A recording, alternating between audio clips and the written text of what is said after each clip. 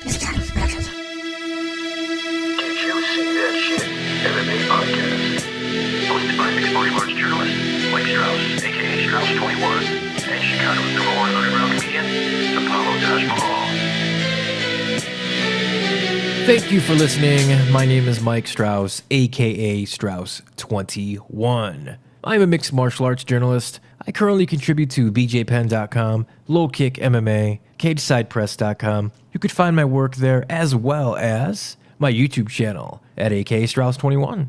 And of course, the Did You See That Shit Mixed Martial Arts podcast that you are listening to right now. Here is my latest interview. I hope you enjoy it. I want to welcome to the show for the very first time, Mr. Montel Jackson. What's going on, man? Chilling, man. Good morning to everybody that's listening. For sure, man. How was your weekend, first off, man? It's been pretty good, man. No complaints. Let's get on to you, man. You're 26 years old. You're 6-1. You fight at a Pura Vida MMA and BJJ in Milwaukee, Wisconsin. You had a fight scheduled at UFC 230, but at the last minute, your opponent was forced out. What's next for you, man? I don't know, man. Just we're gonna get back to that path of, writing our own destiny. So just get back to training, man. When opportunities present itself, man, I'm gonna take full advantage.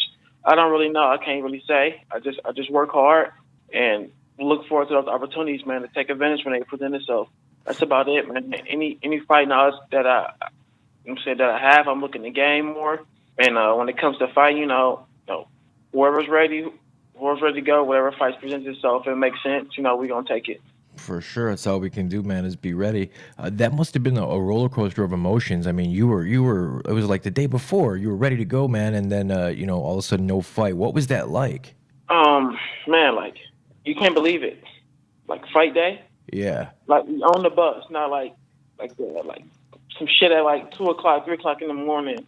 Like no, this is literally like 2 hours from the fight. Like we're on the bus headed to the venue. Like. What are you talking about? Like fights canceled. Like I still just couldn't believe it. I didn't want to believe it. I was still like staying in like fight mode. Like you never know. Like I don't know, this guy might come around, such and such. Like I'm still in fight mode. But like once we got back to the hotel room and my manager Jason House came upstairs and like he told me like face to face, like 30-40 minutes later. I'm like, oh, fuck. It's true. Yeah, I can't even imagine, man, the ups and downs of that.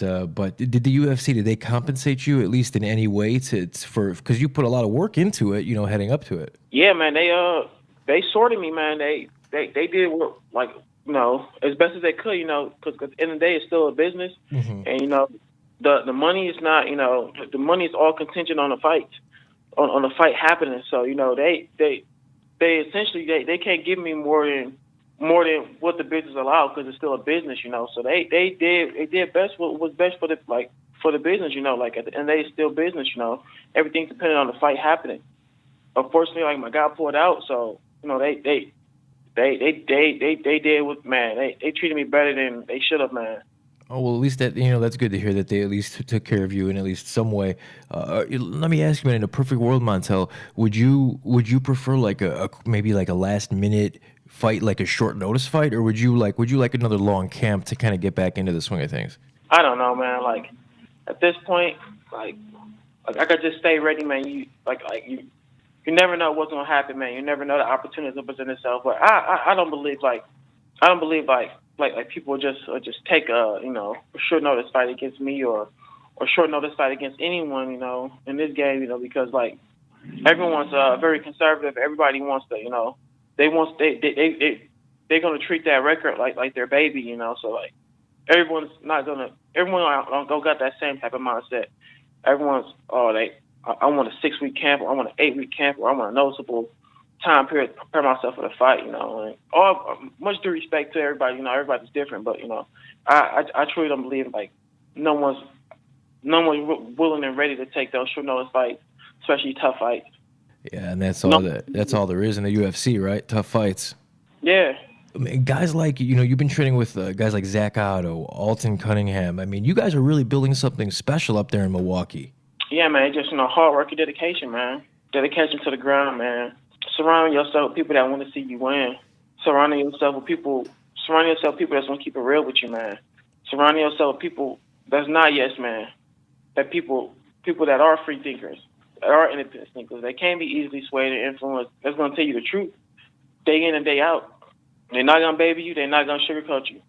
Believe me, at Pure Vita, they don't wipe noses and they don't tie shoes. That's the way it should be, man. I hear you. I mean, you need to surround yourself with those kind of people. You're 100% right. Let me ask you, man, why did you get into fighting? I mean, you're only 26 years old. You're still a young dude. You could have pretty much, done anything, but you chose fighting. What was that about? Like I always had the dream of like making it to Olympics and like being a world champ and everything. Or like when the Olympics got dropped, and I was supposed to go up to Marquette, Michigan, and I started training. I started training because like my friend like Devon was like fighting Rafion Stocks back in the day on like XFO. This is like some amateur stuff, and he told me like Montel, I know you still wrestling around, just come wrestle with me and stuff. And I'm like, all right, and I would go over by Red Schaefer MMA on Sundays, and I would like wrestle with him for like an hour, and then after that they have like open mat. And that open mat is like a melting pot. Like you get like some of the best grapplers from around the city, the area. Would come to Reds on Sunday just to roll, And I met this little Puerto Rican guy named Gato, and he asked me like what I was doing and stuff, and I'm telling me like, man, come grapple. You just sitting there looking, man, come grapple, and this and this. And I did, and I started grappling Gato, and he started teaching me like little stuff, and then he talked me at the door like this Brazilian Jiu-Jitsu tournament, and I was like Gato, I really don't know, man. Like I haven't taken no classes. I don't know nothing about jiu-jitsu other than what you're telling me. I'm not sure, guys. I'm not ready. He's like, Poppy, all you gotta do is believe in yourself, Poppy, and listen to me. I tell you, all you gotta do. I was like, man, Gato, I don't know. He's like, man, this tournament like a month or two away or whatever, or some shit. But it was short. He's like. All you gotta do is just believe in yourself and work hard, and you gonna do it. You gonna do it. You gonna win. You can win this, Poppy. This and this. I'm like, I don't know, man. He's like, Poppy, stop being a bitch. Stop being a bitch. Stop being a little pussy. This is and this. He started talking shit, So the tournament was coming up, and he was like, he's like, Montel, if you don't come to this tournament, you're gonna be a bitch. You're gonna be a bitch. And I'm like, man, this. If I don't show up to this tournament, this man will never let me live another day. Never. Yep. So like I went to the tournament, fucking smoked everybody. Wow. Then there was this one dude. At the end, on the finals match, like I beat him and stuff. He was pissed, He was like a 4 stripe, like white belt and shit. He was pissed. He couldn't do it. I took him down at past his guard. Like I just smashed this guy up, man. He was pissed, and he was like, you're a sandbagger. This and this and all this. And I'm like, Gato, what's the sandbagger? Gato was like, a sandbagger is a motherfucker that compete at a lower level than where he's at, so he can win. That's a fucking sandbagger. This and this. So Gato was like, started like, like getting mad, like, cussing this guy out on the verge of cussing this guy. Gato like, he's super calm and he's super like, relaxed, and he'd be like all chill and shit, and he'd be like, Kamate, Papi, Kamate.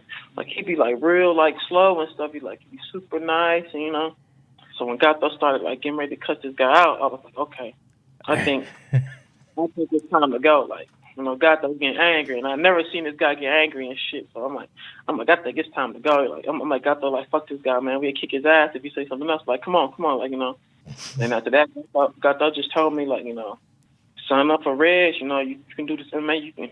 He's like, you can beat these motherfuckers, Poppy. You can do it. These motherfuckers can't fuck with you, this and this. And I'm like, oh man, Gato, don't start this shit again, man. So you're a natural. I listened to him. I started like believing in my skill set. That I could develop in MMA, with wrestling and everything. So then I signed up for Reds, and I met like Solo, Scotty, and I met Red Schaefer and stuff. And then I went on a tear like as an amateur. Yeah, you only lost one amateur fight, right? And you had a whole bunch of amateur fights. Yeah. I only lost one amateur fight, man. I lost that fight to this Russian guy, man. It was just like this inexperience, man. And like that one thing that Gato always told me, like he used to always tell me, like, he used to be like, Poppy, you gotta slow down. You move too fast. you miss opportunity, you just lose the position, you do this, you do that, like, you know. 'Cause I have to be fast. I would pass fast and move fast, and I grab like fast and shit at a high pace. Got that? He really didn't like that, you know, because he was like, you got to calm down. Like, you got to see like the positions and see what they're giving you. And you got to take what they're giving you. Like, you just got in your mind, like, you're gonna do this, you're gonna do that, you're gonna do this, you're gonna do that. And no, man, it don't work like that. Like, you got to take what they're giving you, you know. You got to figure out what's right there, you know. And I would pass positions and like lose good positions and stuff, and got to be mad, you know, because it's like, you need to slow down, you know. Do you still hear his voice in the back of your head when you're sparring or when you're training or fighting? Yeah, man. Like, and especially like if I like muscle something, if I like muscle a choke or something or like a move, I would just look up and I would see Gato sitting right there. He'd be shaking his head. He'd be like, I could just see his mouth. Like, even if he's far away, I could just see his mouth. He'd be shaking his head like, you use no technique, Papi. No bueno. That is so cool, man. You were a natural from day one. You're a natural athlete, man. You're gifted in that. You know, you can see that when you compete. You're a phenomenally gifted individual, man. So I'm just so happy to see where your UFC journey takes you, because I believe you're going to be one of the very best, man. Especially in this bantamweight division now, which, you know, essentially is wide open after the top couple guys there. Did you have a chance to see the Korean Zombie and Yair Rodriguez fight, man? Yeah, man. I saw that fight, man. That was a good fight, man. He was going into like that fifth round, man. I think he was up like probably like 3-1, probably, man. Mm-hmm. But like, you know, like that right there, that just shows you, man. That just shows you, man, like heart of a warrior, man. Like he was up then at 3-1 essentially, and he's still out there fighting, man. He didn't stall, he didn't run around, he didn't try to like waste some time off the clock. Like he was still going out there to fight, like, you know. Yeah, no, that was incredible, man. I was there covering the event, and you know, man, Montel, when that happened like that, we were legitimately confused because, you know, 1 second left and all of a sudden Zombie drops. We thought it was an incidental headbutt, but then of course, you know, you could see that Yair actually hit him with that perfect elbow. Just an absolutely insane, but you're right, man. It just goes to show you that any minute, any second, you could be winning a fight and then you could lose it all in the drop of a dime. Before I let you go, I saw that you tweeted that you were going to see Bohemian Rhapsody. Did you get a chance to actually to check the movie out? Hell yeah, man. Bohemian Rhapsody, man. Freddie Mercury, man. Like, man, like, if anybody want a glimpse of it, what it's like to like see the effects of fame and fortune, look at that, man. It was a good movie. Man, it was a good movie. Even though people say like, oh, it's like the inaccuracies or whatever, it's like somewhat like inaccurate. Like some of the shit down the storyline, that's fine and dandy, but they wrote a good picture, man. Yeah, that's what I'm hearing. And in a way it was painted and written, like you could just see like you could feel it, man. Especially like the part where like you know, the love of his life is loving somebody else. Yeah. Like I felt that pain. Like shit. Like damn. You could just see it. Like you could feel the essence in the movie. Like fuck. Yeah, I can't wait. I'm definitely going to check it out. Probably for the holidays, maybe even Thanksgiving. What did you think of the? I forget the guy's name that played Freddie, but the actor that portrayed him. Did he do a really good job? Yeah, man. He did a very good job, man. He did a very good job, man. Like one other thing I could say about like Freddie Mercury and, you know, like a lot of those guys, like that dude like he wasn't afraid to be who he was, you know? Mm-hmm. Yeah, at a time where it was dangerous for him to be what he was too. Yeah, absolutely. Like at the end, like you finally see like the guy, like he finally just gains enough confidence, you know, to come out of that shell like, okay, I'm this is what I am, and like, you know, he accepted himself for him, you know, and then he got rid of all the people that were like, you know, all the people that had hidden agendas and didn't truly love him, man. They just loved who he was and what he, you know what I'm saying, what he had, you know. Mm-hmm. Going back to what you were saying earlier about surrounding yourself with the right people, right? Yeah, man.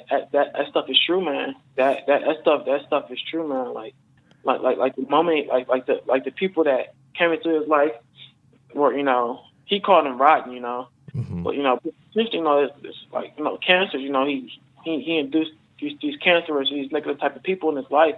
His life just started to go downhill, man. Can happen to the best of us, that's for sure. Before I let you go, man, I'd like to give you a minute here to shout out your coaches, sponsors, whatever you'd like, man. The floor is yours, Montel. Oh man! First of all, I want to thank you for giving me the opportunity to speak on your platform. Thank Pure Vita, thank Iridium, thank Combat Corner, thank Pro Star Athletes, thank all those guys, you know, for their love and support, and also thank Float Life. Well, I appreciate your time immensely, Montel. I'd love to have you back on here when the UFC figures out what they got planned for you. Oh yeah, man. No biggie, man. Give me a holler. Will do. Enjoy the rest of your week, man. Take care. Yes, sir. You too.